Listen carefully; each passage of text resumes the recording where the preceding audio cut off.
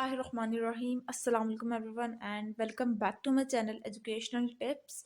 कैसे हैं आप सब? उम्मीद करती हूँ आप सब बिल्कुल ठीक होंगे। तो आज ही मैं आपके साथ जो शुरू करने जा रही हूँ एक नई बुक है और ये इस्लामियात की शशम क्लास की बुक है।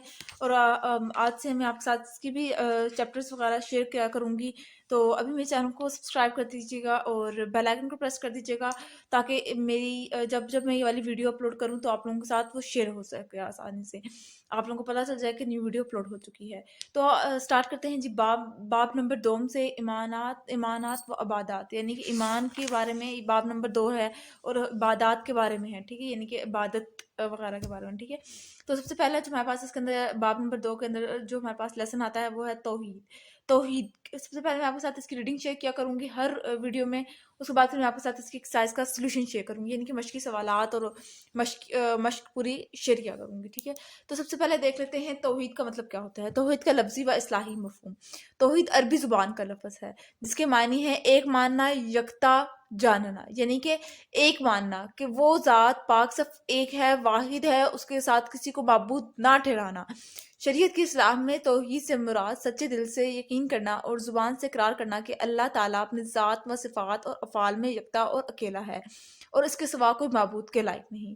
अल्लाह ताला का कोई हमसर नहीं, यानी कि हमसर, यानी हमसर का मतलब होता है कोई साथ, मतलब कि कोई और अल्लाह ताला के साथ कोई और शरीक नहीं, और इसके सिवा कोई माबूद के लायक, कोई इबादत के लायक नहीं। अल्लाह ताला की सिफ़ात जैसी सिफ़ात और खूबियाँ किसी में नहीं। सिफ़ात यानी कि उस जैसा कोई नहीं, ठीक है। इसके आलिम और कुदरत की कोई इंतहा नहीं है। सिर्फ वही हकीकी रब है। वो तमाम कायनात का तन्हा खालिक व मालिक है, तन्हा यानी कि अकेला। नफ़ा व नुकसान, नफ़ा यानी कि फ़ायदा और नुकसान का मतलब आप लोगों को पता ही होगा, यानी कि लॉस होना। ज़िंदगी व मौत, तंदुरुस्ती व बीमारी, कर्ज, तमाम चीज़ों और हालात का पैदा करने वाला अल्लाह ताला ही है। अज़ल से है, अब्बद तक रहेगा, यानी कि अज़ल शुरू दिन से स्टार्ट तक, अब्बद यानी कि ख़त्म, ये दुनिया जब तक ख़त्म नहीं होती तब तक अल्लाह ताला क़यामत में भी अल्लाह ताला के ऊपर जो लोग जब तक यकीन नहीं करते कि अल्लाह ताला एक है और आप सल्लल्लाहु अलैहि वसल्लम उसके आखिरी नबी और रसूल हैं, वो इंसान कभी भी उस टाइम तक मुसलमान नहीं हो जाता जब तक वो इन दो चीज़ों पर यकीन ना ले आए। वो हमारी शहरक से भी, शहरक यानी कि हमारी नेचर, हमारे अंदर जो चल रहा होता है, हम लोग जो छुप के कोई काम कर रहे होते हैं, वो हर चीज़ को जानता है, से भी ज़्यादा करीब है। शाहरग, ठीक है, जब कुर्बानी करते हैं तो पहले शाहरग को काटा जाता है, शाहरग से भी ज़्यादा करीब है। वो हमें हर वक्त देखता है, सुनता है, हर चीज़ से वाकिफ़ है। सब काम इसी की मशीयत और इरादे से होते हैं। अल्लाह रब्बुल इज़्ज़त अपनी ज़ात, सिफ़ात और अफ़ाल में कामिल और यकता है। तौहीद की दर्जा से 3 इक़साम बयान की गई हैं। तौहीद की 3 इक़साम है। तौहीद फ़िज़ ज़ात, यानी कि उसकी ज़ात पे यकीन करना। तौहीद फ़िज़ सिफ़ात, उसकी सिफ़ात को यकता मानना। तौहीद फ़िल अफ़आल, और उसके अफ़आल में किसी को शरीक ना ठहराना, ठीक है। अच्छा, उसके बाद फिर आ जाते हैं हदीस नबवी। एक हदीस है। हदीस क्या होता है? जो आप सल्लल्लाहु अलैहि वसल्लम का के कौल, आप सल्लल्लाहु अलैहि वसल्लम के इरशादात जो आप सल्लल्लाहु अलैहि वसल्लम ने कहे, जिस शख्स का आखिरी कलाम ला इलाहा इल्लल्लाह होगा वो जन्नत में दाखिल होगा। यानी कि मौत जिस टाइम इंसान को आ रही होती है, जिस टाइम इंसान की सांस जकड़ रही होती है, जब इंसान की रूह निकाली जा रही होती है, उस टाइम जिस इंसान को कलमा नसीब हो जाए वो इंसान जन्नत में जाएगा, ठीक है। तो हम लोग को ये नमाज पढ़ते वक्त ज़रूर दुआ करनी चाहिए कि अल्लाह ताला हमारे आखिरी, जिस टाइम हमारे आखिरी दुनिया से लम्हात हों, तो अल्लाह ताला हम लोग को एटलीस्ट कलमा पढ़ना नसीब फरमाए, ठीक है। तो तौहीद की अहमियत अब आ जाते हैं। तौहीद इस्लाम का सबसे पहला और बुनियादी अकीदा है और दीगर तमाम अकायद की बुनियाद है। हज़रत आदम अलैहिस्सलाम से लेकर हज़रत मोहम्मद रसूलुल्लाह ख़ातमुन नबिय्यीन सल्लल्लाहु अलैहि वसल्लम तक तमाम अंबिया इकराम अलैहिस्सलाम ने यही तालीम दी है कि अल्लाह ताला के सिवा कोई माबूद के लायक नहीं। आखिरी नबी हज़रत मोहम्मद रसूलुल्लाह ख़ातमुन नबिय्यीन सल्लल्लाहु अलैहि वसल्लम ने अपनी कौम को सबसे पहले तौहीद की दावत दी। आप सल्लल्लाहु अलैहि वसल्लम ने कोहे सफ़ा के पास खड़े होकर मक्का मुकरमा वालों को पुकारा और इनसे कहा कि ए लोगों, ला इलाहा इल्लल्लाह कह दो, कामयाब हो जाओगे। कुरान मजीद में इरशाद बारी ताला है, वल्लाहुल्लज़ी ला इलाहा इल्ला हु आलिमुल गैबि वश्शहादत हुवल रहमानुर रहीम। तर्जुमा, ये अल हश्र की आयत है। तर्जुमा, वही अल्लाह है जिसके सिवा कोई माबूद नहीं, वो हर पोशीदा और ज़ाहिर को जानने वाला है, वो बड़ा मेहरबान, निहायत रहम फरमाने वाला है। दूसरी जगह इरशाद है, लौ काना फीहिमा आलिहातुन इल्लल्लाहु लफसदा लफसदाता। तर्जुमा, अगर इन आसमान और ज़मीन में अल्लाह के सिवा और भी माबूद होते तो यकीनन दोनों दरहम बरहम हो जाते। कायनात पर नज़र डाली जाए तो हर शे में नज़्म व ज़ब्त और तरतीब ज़ाहिर करती है कि इसका बनाने वाला एक ही है। दूसरे लफ्ज़ों में ये अल्लाह ताला के वाहिद होने की वाज़ेह दलील है। सूरज और चाँद का अपने अपने मदार में गर्दिश करना और दिन और रात का मुकर्ररा वक्त पर आना जाना तौहीद बारी ताला की निशानियाँ हैं। लश्शम्सु यंबगी लहा अन तुदरिकल कमरा वल्लैलु साबिकुन नहार वकुल्लु फी फलाकिन यस्बहून। ये यासीन सूरह यासीन की आयत है। तर्जुमा, न सूरज से हो सकता है कि वो चाँद को जा पकड़ ले और ना ही रात दिन से पहले आ सकती है, और सब अपने अपने दायरे में तैर रहे हैं। हदीस मुबारका में इसकी अहमियत इन अल्फाज में बयान की गई है। या अगले पेज पे जाने से पहले ये हदीस नबवी है। यहाँ पर ला हौला वला कुव्वता इल्ला बिल्लाह अर्श के खजानों में से एक खजाना है। ठीक है, अच्छा, ये हदीस नबवी सल्लल्लाहु अलैहि वसल्लम में हदीस नबवी सल्लल्लाहु अलैहि वसल्लम में इसकी अहमियत इन अल्फाज में बयान की गई है। या आगे चलिए, जो शख्स इस हाल में मरा कि वो यकीन रखता हो कि अल्लाह ताला के सिवा कोई माबूद नहीं, जन्नत में दाखिल होगा। एक और हदीस में है, ईमान की 70 से ज़्यादा शाखें हैं, सबसे अफजल ला इलाहा इल्लल्लाहु है। उसके बाद फिर आ जाते हैं, जब हर चीज़ का खालिक व मालिक अल्लाह है और पूरी कायनात में तमाम मखलूक़ात इसके हुक्म के ताबे यानी पाबंद है, तो इंसान के लिए ज़रूरी है कि अल्लाह ताला के सामने ही झुके, इसी से अपनी हाजत तलब करे, क्योंकि हर चीज़ का मालिक सिर्फ वही है। तौहीद की ज़िद शिर्क है। शिर्क के मायनी है ज़िद यानी कि अपोजिट। ठीक है, मुतजाद कहेंगे। तौहीद की ज़िद यानी कि अपोजिट शिर्क है। शिर्क के मायने हिस्सेदारी के हैं। इस्लाम में इससे मुराद अल्लाह ताला की ज़ात, सिफ़ात और अफ़ाल में किसी को इसका शरीक ठहराना है। यही वजह है कुरान मजीद में शिर्क को जुल्म अज़ीम यानी कि सबसे बड़ा जुल्म कहा गया है। जुल्म अज़ीम यानी कि बहुत बड़ा जुल्म कहा गया है। अल्लाह ताला का फरमान है, इन्नल शिर्का लज़ुल्मुन अज़ीम, यकीनन शिर्क बहुत बड़ा जुल्म है। एक और मुकाम पर इरशाद बारी ताला है, तर्जुमा, बेशक अल्लाह ताला इस बात को माफ़ नहीं करता कि उसके साथ शिर्क किया जाए। तौहीद के तकाज़े। इस्लाम में तौहीद की बुनियाद तो इस्लाम में तमाम अकायद की बुनियाद तौहीद पर है। तौहीद पर ईमान लाने का तकाज़ा ये है कि इंसानों के दिल अल्लाह ताला की ताज़ीम और इसकी मोहब्बत से लबरेज हों। लबरेज यानी कि भरपूर हों, भरे हुए हों, अल्लाह ताला ही से मोहब्बत की जाए। इसकी तकमील यह है कि बंदे का हर अमल अल्लाह ताला की रज़ा के लिए हो। अक़ीदा तौहीद के मुखालिफ तकाज़ों को जानना ज़रूरी है। अक़ीदा तौहीद के मुख्तलिफ तकाज़ों को जानना ज़रूरी है। इनमें से चंद दर्जा ज़ेल हैं। नंबर 1, अल्लाह ताला को तमाम कायनात का खालिक व मालिक माना जाए। नंबर 2, अल्लाह ताला की ज़ात, अल्लाह ताला की यहाँ पर थोड़ी सी मिसप्रिंटिंग होगी। अल्लाह ताला की ज़ात व सिफ़ात में किसी को शरीक न ठहराया जाए। सिर्फ अल्लाह ताला की इबादत की जाए। तमाम दुआएं अल्लाह ताला से मांगी जाएं।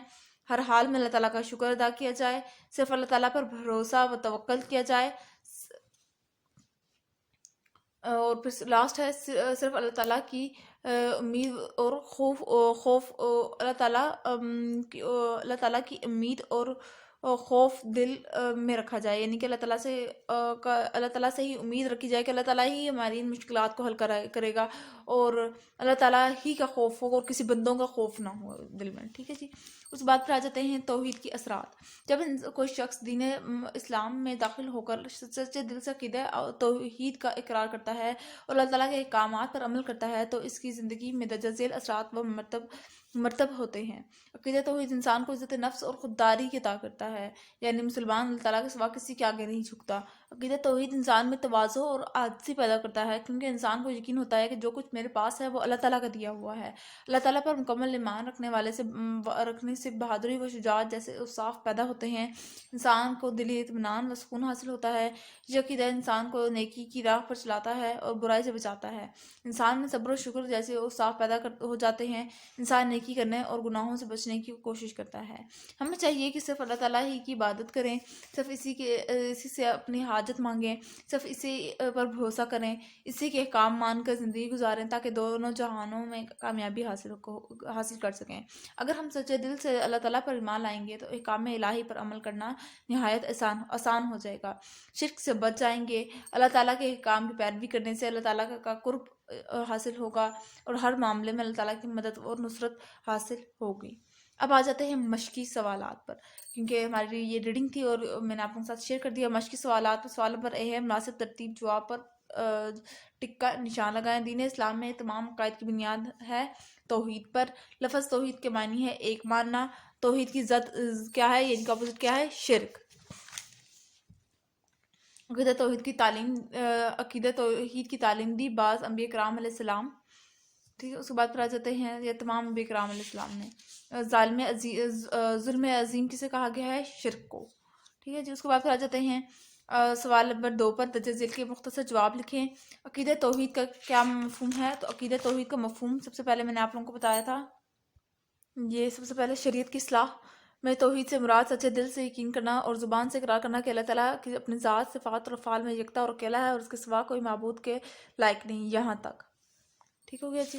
اس کے بعد پھر دوسرا سوال پہ آ جاتے ہیں، عقیدہ توحید کے بارے میں قرآن مجید میں کسی ایک آیت کا ترجمہ لکھیں۔ کسی ایک آیت کا ترجمہ آپ لوگوں نے لکھنا ہے، تو آپ لوگ یہ والی آیت کا ترجمہ لکھ سکتے ہیں۔ ترجمہ وہی اللہ ہے کہ جس کے سوا کوئی معبود نہیں، وہ ہر پوشیدہ اور ظاہر کو جاننے والا ہے، وہ بڑا مہربان نہایت رحم فرمانے والا ہے۔ یہ والا لکھ دیں، یا آپ لوگوں کی چوائس ہے، یہ والا لکھ دیں یا یہ والا لکھ دیں۔ اگر ان آسمان اور زمین میں کوئی اللہ کے سوا اور بھی معبود ہوتے تو یقیناً دونوں میں دونوں درہم برہم ہو جاتے، ٹھیک ہے، یہ والا دونوں میں سے کوئی سا بھی لکھ دیں، ٹھیک ہے جی۔ اس کے بعد پھر آ جاتے ہیں تیسرے پر، اللہ تعالیٰ کی کوئی سی 4 صفات لکھیں۔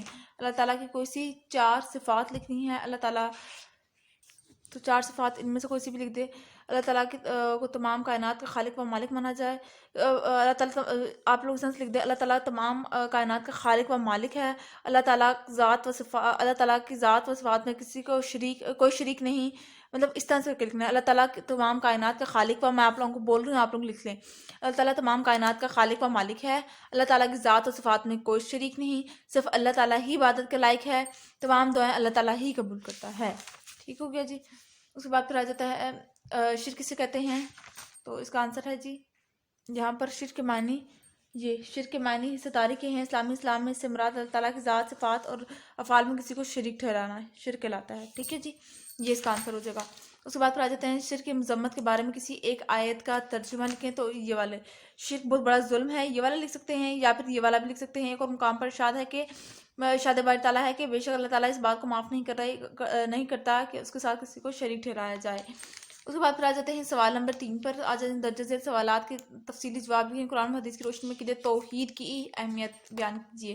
قرآن و حدیث کی روشنی میں آپ نے بتانا ہے، تو آپ لوگوں نے توحید کی اہمیت والا یہاں سے شروع کرنا ہے اور قرآن و حدیث کی روشنی یہاں پر ختم ہوتا ہے، یعنی کہ انہوں نے کہا ہے قرآن مجید کی روشنی میں بھی، یعنی کہ آپ لوگوں نے قرآنی آیات کے ساتھ ساتھ آپ صلی اللہ علیہ وآلہ وسلم کے بارے میں، آپ صلی اللہ علیہ وسلم نے جو اس کے بارے میں کہا عقیدہ توحید کے بارے میں، وہ بھی بتانا ہے آپ نے ساتھ ساتھ۔ تو یہاں پہ حدیث مبارکہ کے میں یہ جو 2 لکھی ہوئی ہیں، حدیثیں لکھی ہوئی ہیں، یہ بھی آپ لوگوں نے ساتھ لکھنی ہوں گی۔ اس کے بعد پھر آ جاتے ہیں عقیدہ توحید کے اثرات کے تحریر کریں۔ اثرات، عقیدہ توحید کے اثرات یہاں سے لے کر یہاں تک، ٹھیک ہے جی، یہ اثرات والا پورا ٹاپک آ جائے گا۔ اس کے بعد پھر آ جاتے ہیں سوال نمبر 3 پر، عقیدہ توحید کے تقاضے کیا ہیں، تو عقیدہ توحید کے تقاضے یہ والے ہیں سارے، یہاں سے لے کر یہاں تک، یہ والا یہاں سے عقیدہ توحید کے تقاضے سے شروع کرنا ہے اور یہاں پر یہ پوائنٹس اینڈ کر دینا ہے، ٹھیک ہے جی۔ تو یہ تھا آج کا لیکچر، آئی ہوپ آپ کو سمجھ آ گیا ہوگا۔ اگر آج کا لیکچر آپ لوگوں کو سمجھ آ گیا ہے تو میرے چینل کو سبسکرائب کر دیجیے گا، ویڈیوز کو لائک کر دیجیے گا اور ساتھ ہی ساتھ بیل آئیکن کو پریس کرنا مت بھولیے گا، اس سے جی میری آنے والی ہر لیٹسٹ اپڈیٹ سب سے پہلے آپ تک پہنچے گی۔ ملتی ہوں کسی اور ویڈیو میں، دعاؤں میں یاد رکھیے گا، اپنا خیال رکھیے گا، اللہ حافظ۔